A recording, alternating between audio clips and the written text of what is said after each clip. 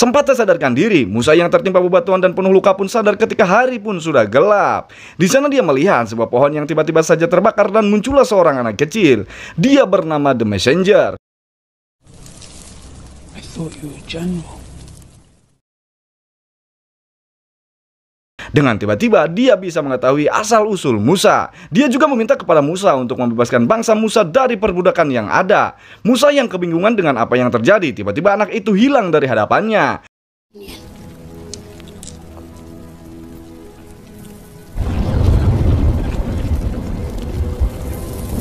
Saat Musa sudah sadar, dia sudah berada bersama dengan istrinya Zipporah menolongnya untuk mengobati luka-luka yang ada di tubuh Musa. Musa yang masih shock langsung menceritakan semua hal yang terjadi saat dirinya berada di gunung keramat tersebut. Zipporah terus berusaha untuk mengalihkan dan menenangkan Musa jika apa yang terjadi pada dirinya hanyalah halusinasi belaka.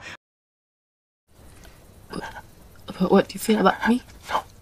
Beberapa hari pun berlalu, Musa pun sudah terlihat pulih. Saat Musa sedang mengambil air, dia melihat Gersom di halaman rumahnya yang sedang melamun. Namun tiba-tiba Musa melihat The Messenger di wajah anaknya Gersom. Musa melihat hal itu sangat terkejut, dan saat itulah Musa benar-benar meyakini jika pesan yang diterima dari Messenger adalah berasal dari Tuhan. Kemudian keesokan harinya, terlihat Musa sedang menyiapkan semua peralatannya untuk pergi ke Mesir, yaitu untuk menyelamatkan bangsa Yahudi dari perbudakan. Kemudian Musa berpamitan kepada istri dan anaknya untuk meninggalkan mereka, lalu langsung melakukan perjalanan menuju ke Mesir.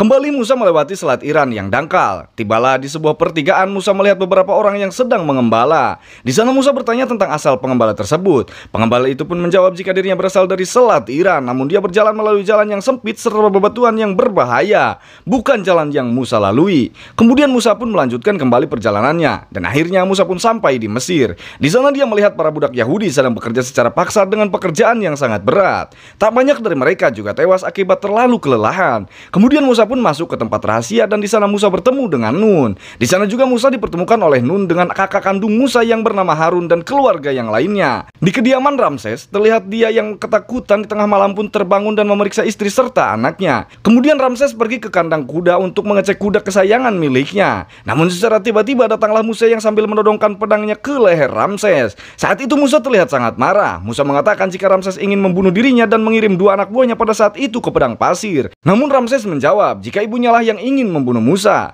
Justru Ramses menyelipkan pedang di perbekalan Musa untuk menolong Musa dari para pembunuh itu. Mendengar penjelasan itu, Musa pun lalu memaafkan Ramses. Di sana Musa juga menjelaskan maksud kedatangannya bukanlah untuk merebut kekuasaan dari Ramses. Musa hanya bermaksud ingin membebaskan para budak Yahudi. Ramses tentu menolaknya dan menganggap semuanya konyol karena Musa telah mempercayai ucapan orang-orang Yahudi. Kemudian Musa menjawab jika dirinya bukan mendengar apa kata orang-orang Yahudi, melainkan dia sendirilah yang mendapatkan pesan langsung dari Tuhan. Keesokan harinya, karena ancaman Musa terus terpikirkan, Ramses pun dibuat emosi. Kemudian para anak buahnya diperintahkan untuk membunuh Musa dan keluarganya. Tak lama dari itu, terlihat para anak buahnya menelusuri kediaman budak Yahudi untuk mencari Musa. Terlihat Nun sedang menyembunyikan Musa dan keluarganya ke dalam bangunan bawah tanah. Karena Musa tak kunjung ditemukan, Ramses kemudian menghukum satu keluarga Yahudi yang tentunya tidak bersalah. Ramses kemudian mengumumkan jika Musa belum ditemukan dan tidak ada yang memberitahu keberadaannya, maka satu persatu keluarga dari Yahudi akan dia hukum setiap harinya. Para budak Yahudi yang mendengarnya pun semakin dibuat emosi. Kemudian mereka semua sepakat untuk berontak. Terlihat para pemuda dari budak Yahudi berkumpul di tempat rahasia yang sedang mempersiapkan peralatannya untuk melakukan pemberontakan. Keesokan harinya, terlihat satu keluarga Yahudi sedang dihukum oleh Ramses dan kembali disaksikan oleh semua bangsa Yahudi.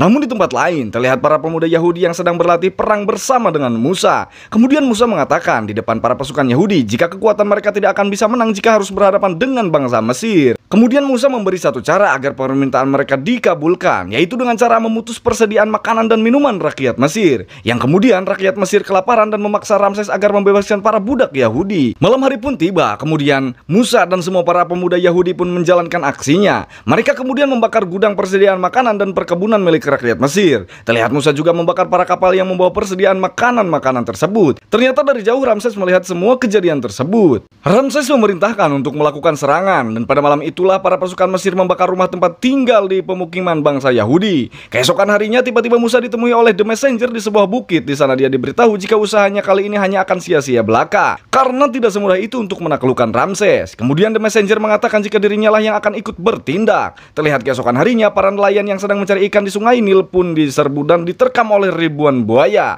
sehingga air sungai Nil berubah menjadi berwarna merah dan sudah tercemar pun membuat ikan-ikan yang ada di sana mati.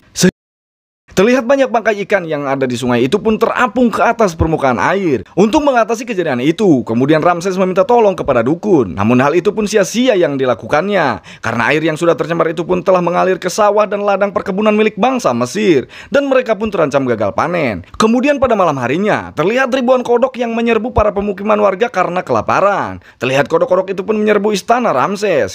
Kemudian di siang harinya, kodok yang semalam menyerbu bangsa Mesir pun itu terlihat mati dan mengeluarkan belatung yang akhirnya menjadi lalat. Kemudian ribuan lalat itu pun kembali mengerumuni daging milik warga. Tak hanya sampai di situ, lalat-lalat itu pun menyebabkan penyakit kulit kepada seluruh warga Mesir. Ramses dan keluarganya pun terkena penyakit kulit. Kemudian salah satu dari anak buah Ramses menunjukkan sesuatu. Jika ada seorang yang menulis surat di punggung kuda yang isinya adalah, musibah yang terjadi ini adalah dikirim oleh Tuhan. Ramses harus membebaskan budak Yahudi demi kebaikan bersama. Setelah apa yang terjadi, Ramses malah melipat gandakan pekerjaan budak Yahudi. Ramses juga membatasi sumber makanan untuk mereka semua. Kemudian terlihat Musa yang kembali untuk menemui Messenger. Namun Musa tak kunjung melihatnya datang. Kemudian keesokan harinya, kuda kesayangan milik Ramses pun tewas akibat penyakit yang aneh. Ternyata tak hanya kuda miliknya, semua hewan yang ada di sana pun mati akibat penyakit yang aneh tersebut. Kemudian Ramses langsung menghukum dukun istananya sampai meninggal, karena menurut Ramses dia tidak bisa menghentikan semua musibah yang datang kepada bangsanya.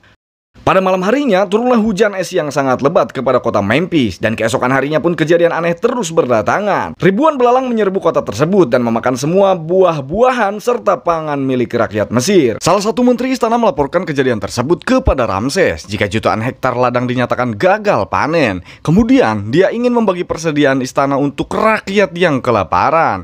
Dengan tegas Ramses menolak hal tersebut. Lalu pada malam harinya terlihat warga Mesir menjebol gudang persediaan makanan karena mereka semua kelaparan. Namun di luar istana terlihat ribuan prajurit menghadang mereka semua, dan tanpa merasa iba kepada rakyatnya sendiri, prajurit itu pun membunuh rakyat Mesir yang kelaparan tersebut. Kemudian pada malam harinya di kediaman Ramses, dia mendengar sesuatu yang aneh. Namun di sana tidak ada siapa-siapa. Ramses mengira jika itu adalah Musa. Karena emosi, Ramses berteriak jika dia akan membunuh semua anak Yahudi. Ramses juga mengatakan jika dirinya adalah Tuhan, dia juga tidak akan takut dengan Tuhan yang Musa sembah. Di tempat lain, yaitu di atas bukit, kembali ke Musa ditemui oleh The Messenger. Musa menceritakan jika dirinya telah menyelinap ke dalam istana Ramses. Namun itu tidak membuat Ramses sadar dan malah akan membunuh anak-anak dari Yahudi. Kemudian The Messenger memberitahu sesuatu kepada Musa. Namun hal itu membuat Musa marah. Lalu tiba-tiba hari pun berganti begitu cepat. Pagi-pagi Musa kemudian menemui Ramses. Setibanya di sana, Musa tidak sama sekali diserang oleh para prajurit istana. Musa kemudian dipersilahkan untuk masuk ke dalam istana tersebut. Di sana Musa kembali meminta kepada Ramses untuk membebaskan budak Yahudi. Musa mengancam jika Ramses masih tidak mau mengabulkan permintaannya, maka akan datang musibah yang sangat besar, di mana musibah itu akan membunuh semua anak-anak yang berada di Mesir. Musa kemudian pergi ke pemukiman warga Yahudi. Dia memberitahu warga Yahudi untuk menyembelih kambing serta mengoleskan darah kambing di depan pintu rumahnya.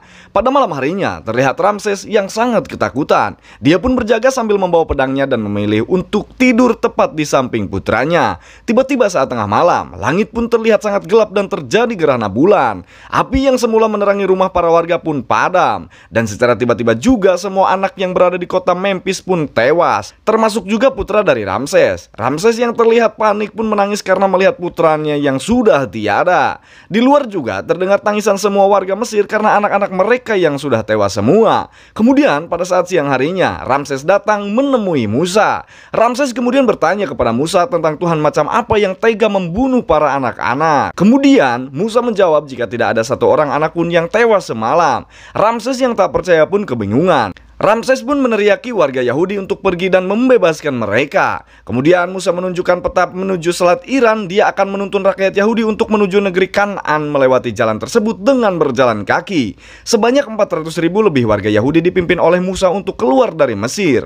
Mereka semua sangat bersyukur bisa bebas dari semua perbudakan yang ada di sana. Hari demi hari pun berlalu. Setelah Ramses memumikan jasad anaknya, dia merasa dendam dengan amarah yang menggebu-gebu kepada bangsa Yahudi. Kemudian Ramses mengajak para pasukannya untuk membalaskan dendamnya kepada rakyat Yahudi. Di tempat lain, salah satu anak buah Musa melihat rombongan Ramses. Dia pun segera memberitahu Musa. Musa pun langsung mengajak semua pengikutnya untuk melewati gunung dan bebatuan yang berbahaya untuk menghambat pasukan Ramses. Namun di tengah perjalanan, Musa bingung memilih jalan. Kemudian Musa berdoa dan meminta petunjuk dari Tuhan. Namun tak ada satupun petunjuk yang dia dapatkan. Dengan inisiatifnya, Musa membawa rombongannya melewati jalan yang sangat sempit. Ramses yang berada jauh di belakang rombongan Yahudi pun mengetahuinya jika jalan yang kaum Yahudi ambil adalah jalan yang sangat berbahaya. Kemudian Ramses dan pasukannya pun langsung mengejarnya. Kembali ke rombongan Yahudi, setelah melewati gunung dan bebatuan, bukannya selatiran yang Musa temui, namun yang dia temui adalah pantai dengan ombak yang sangat besar. Pertanda jika itu adalah lautan yang sangat dalam. Karena merasa tersesat, Musa tidak tahu harus kemana lagi dan bagaimana lagi. Pada saat malam harinya, Musa kembali berdoa karena dia sangat bingung harus melakukan apa, sedangkan pasukan Ramses terus mengejarnya. Musa yang terlihat putus harapan pun melemparkan pedang miliknya ke tengah lautan. Namun saat tengah malam tiba-tiba Musa terbangun melihat ke atas langit terlihat sebuah meteor yang jatuh. Keesokan paginya terlihat semua warga Yahudi dibuat bingung oleh arus lautan yang menyamping. Musa melihat pedang miliknya yang dilemparkan semalam, kemudian dia berjalan dan mengambil pedang miliknya. Dia sadar jika lautan di hadapannya dengan perlahan menjadi dangkal. Dengan cepat Musa menyuruh para rombongannya untuk segera menyeberangi lautan. Namun pada awalnya mereka semua menolak karena ragu. Musa mencoba meyakinkan mereka semua. Dengan keimanannya, Musa berjanji akan mengantarkan mereka ke tempat kelahiran mereka. Musa juga mengatakan kepada mereka jangan takut karena ada Tuhan yang selalu bersama dengan mereka. Kemudian para rombongan Yahudi pun mulai berjalan menyeberangi lautan yang semakin dangkal. Di belakang, rombongan Ramses berusaha sekuat tenaga untuk mengejar rombongan Yahudi. Saat mereka melalui jalanan gunung yang sangat sempit, salah satu kereta kuda miliknya pun terjatuh. Hal itu membuat tabrakan beruntun dan membuat ribuan pasukan Ramses ikut terjun bersama longsor tanah dari gunung di atas tersebut.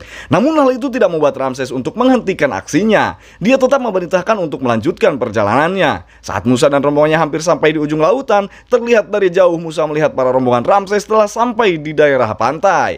Dengan cepat Musa menyuruh para rombongannya untuk berjalan dengan cepat. Sementara itu untuk menghadang para pasukan Ramses, Musa dan para pemuda Yahudi pun bergegas balik arah. Saat itu Musa melihat suatu badai yang sangat besar menghampiri arah mereka. Di hadapan Musa, pasukan Mesir yang ketakutan melihat air yang sangat besar pun memutuskan untuk berbalik arah dan hanya meninggalkan Ramses sendirian. Musa kemudian menyuruh para pemuda dan rombongannya untuk segera menyelamatkan diri masing-masing. Akhirnya dia sendiri yang menghadapi Ramses sendirian. Di sana Musa mengajak Ramses untuk menyeberangi lautan karena untuk kembali Ramses tidak akan sempat lagi. Namun Ramses masih sangat emosi. Dia masih ingin menyerang Musa. Di belakang mereka terlihat air laut yang menyapu semua para pasukan Mesir. Namun saat Ramses akan menyerang Musa, air laut pun berhasil menghantam mereka. Terlihat di seberang lautan, bangsa Yahudi telah berhasil selamat. Di tengah lautan terlihat ribuan pasukan Mesir yang tewas akibat hantaman air laut. Terlihat juga Musa yang berhasil menyeberangi lautan dan kembali bertemu dengan rakyat tercintanya.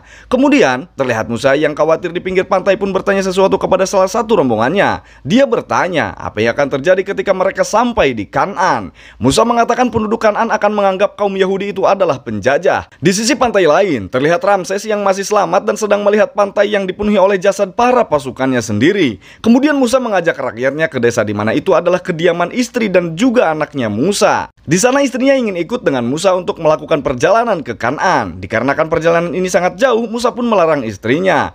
Pada malam harinya terlihat Musa yang kembali mendaki Gunung Keramat. The Messenger dari atas gunung melihat para rakyat Yahudi sedang berpesta untuk merayakan kebebasannya. Kemudian dia menyuruh Musa untuk masuk ke dalam goa dan menyuruh untuk menuliskan sesuatu di atas sebuah batu.